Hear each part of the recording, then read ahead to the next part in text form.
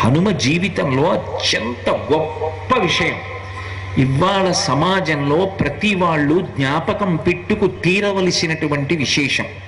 ఆయన జీవితం నుంచి మనందరం కూడా నేర్చుకోవలసినటువంటి విశేషం.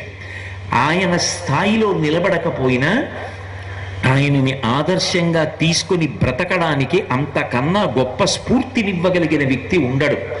ఎందుచేత నేను ఈ మాట అంటున్నానంటే, ఇంత బలము కలిగిన వాడు, ఇంత బుద్ధి కలిగిన వాడు, ఇంతటి శాస్త్ర విశారదుడు, ఇంతటి నవవ్యాకరణ పండితుడు, ఇంతటి తేజోంశ సంభూతుడు, ఇంతటి గతి కలిగిన వాడు, ఇంతటి తేజస్సు కలిగిన వాడు, ఇంతటి పరాక్రమము కలిగిన వాడు, ఇంతటి వాగ్వైభవం ఉన్నవాడు తన కొరకు తాను అని చేసుకున్నటువంటి పని ఒక్కటి లేదు.